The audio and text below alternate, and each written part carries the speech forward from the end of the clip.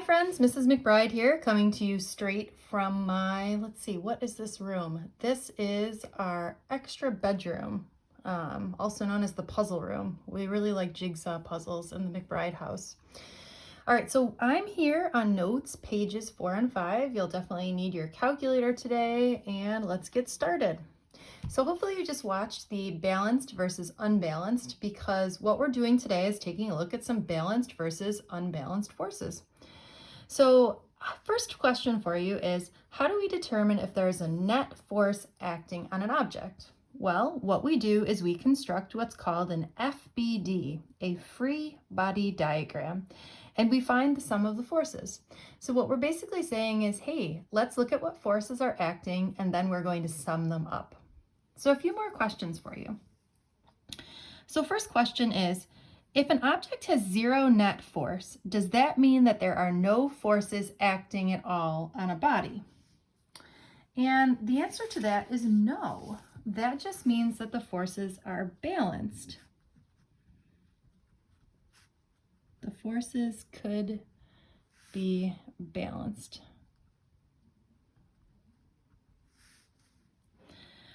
What happens if there is zero net force acting on an object? Well, we know that the sum of the forces equals MA, right? So if there is zero net force acting on an object, that means either M or A has to also be zero. Now, a lot of things we know don't have zero mass, right? It's really hard for something to be massless, so we can often assume that that means zero acceleration. If something has zero acceleration, there are really two things that could be happening, okay? If you have zero net force, that means you could have zero acceleration, and zero acceleration means either you could be at rest, or you could also be moving with constant velocity. Remember, if I'm moving with constant velocity, that just means that my acceleration is zero, right? My acceleration is your change in speed, so you have zero change in speed. All right, down here, I want you to write a couple of things. These all are the same, okay? There's a lot of different ways to say the same thing in this particular unit, okay? So what means the same thing? Well, if I say that there is zero net force, or the net force acting on an object is zero, what this is also saying is that the sum of the forces is equal to zero. This is also saying that the object could be stopped or moving with constant velocity,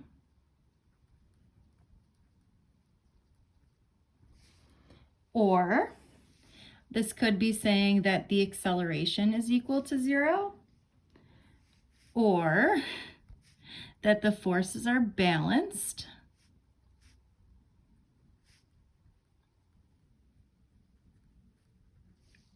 or that the object is in equilibrium.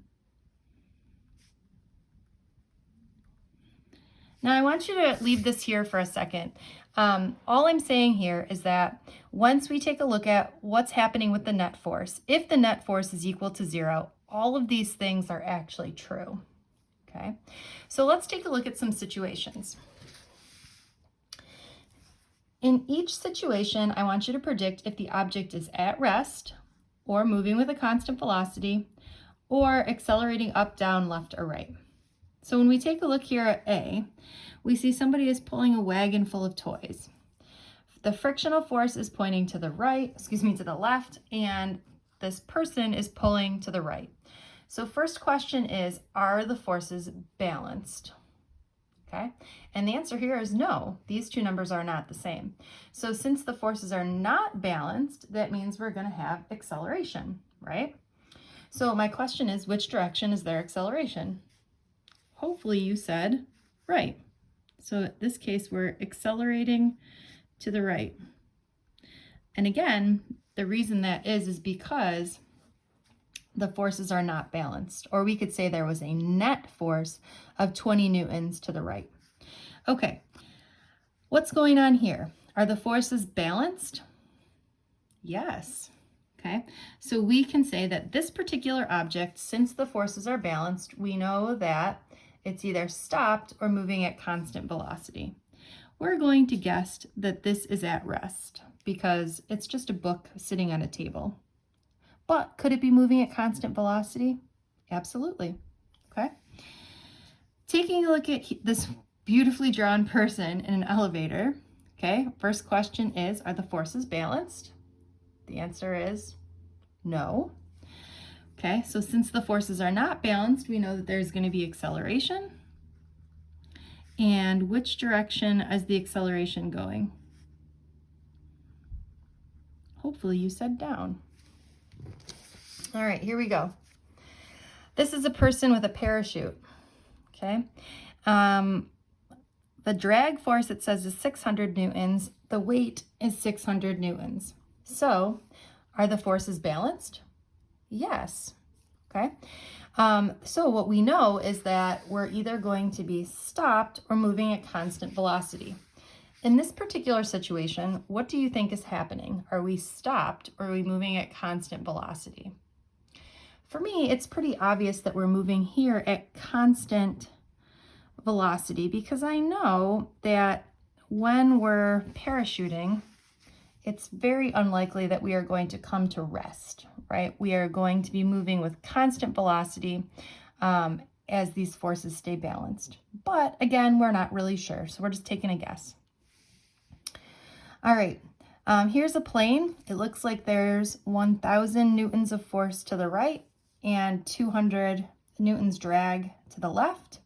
Are the forces balanced? No. Okay, so that means that we're going to have some sort of acceleration. And in this case, we're accelerating to the right because the right direction has more force. All right, and last but not least, are the forces balanced? Yes. So that means we're either going to be stopped or moving at constant velocity. And for me, I'm just not sure. So we're going to say that we could either be at rest or constant velocity. Okay. All right, let's flip the page here. I've got some practice problems for you to do here.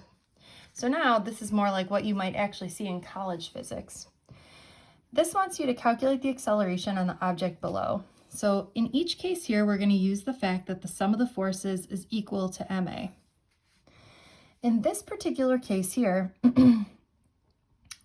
what is the sum of the forces, or what forces are acting? Well, hopefully you're saying that we have two forces. They're both pointing in the same direction, so we are going to add them together because force is a vector. So the total net force would be 9. The mass is 5, and therefore the acceleration is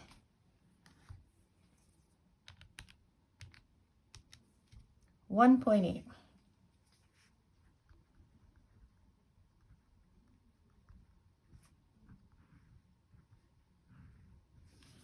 All right, let's do one more together.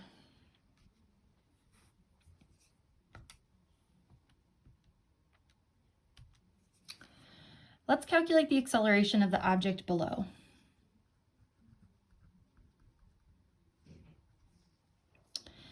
What is the sum of the forces that's acting here? Well, hopefully you're saying that there are still the two same forces, but in this case, they're acting in opposite directions. So just like we were doing before, what is the net force, or the total force that's acting? Well, I would say if we've got 7 pulling this way and 2 pulling this way, the net force is 5, okay? And the mass is 5, so this should leave us with the fact that the acceleration is 1 meter per second squared. And let's specifically say that this is to the left because that's the direction of the larger force. All right, please take a second and pause the video and do questions 3 and 4. If you need help, stay on the video with me. For number 3, the sum of the forces equals ma.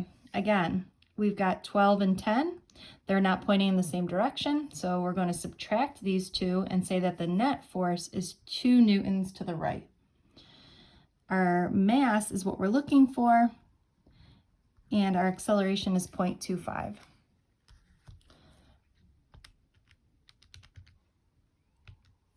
Or we should find that our mass is 8 kilograms. And last but not least, it says the object below is stationary. So since it is stationary or stopped, that to me tells me that the forces are balanced. Since the forces are balanced, if I've got 5 and 7 pulling this way and 4 and something pulling this way, in order for these to be balanced, I know that I must need 8 newtons. Okay, because then I've got 12 pulling to the left and 12 pulling to the right, or the forces are balanced, and therefore this object is stationary. Okay, let's kick it up a notch. Wouldn't it be fun if we could take a look at forces that were acting at angles? I know, I'm excited too. All right, so if we take this force, the first thing we're going to do is break this into its components. Okay, so I'm going to say that it's going to have a component to the right and a component upward. Now, which direction do you think this is moving if this is getting pulled? Hopefully you said to the right. And since it's pulling to the right, we sort of don't need to worry about this guy yet. We only need to worry about the force and the direction of motion.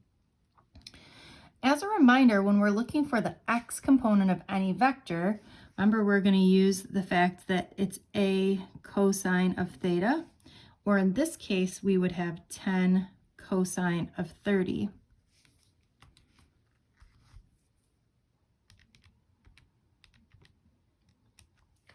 Or 8.66. So what I really have is 8.66 moving to the right. So this really becomes an easy problem because when I go to write out the sum of the forces equals ma, I get 8.66 is my net force, or the force moving in the direction of the acceleration, times my mass times a, or I get that the acceleration is going to be 1.73 meters per second squared. And if we wanted to be really specific, we could say to the right. All right, and last but not least, again, feel free to pause the video and do this on your own if you're feeling it. First thing we need to do is break this into its components. Again, I think that this is going to move to the right, so I don't need to worry about the upward component at this current moment. All right, I'm going to find the component, 15 cosine of 40.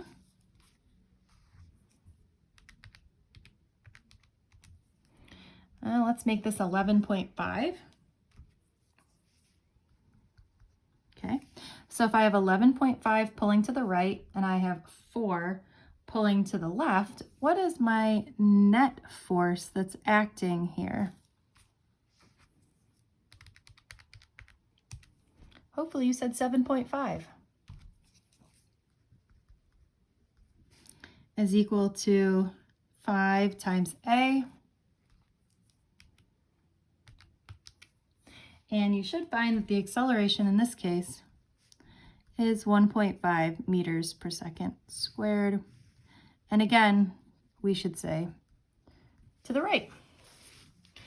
All right, what you're going to do next is flipping to the next page here. I want you to do all of the odd problems, okay?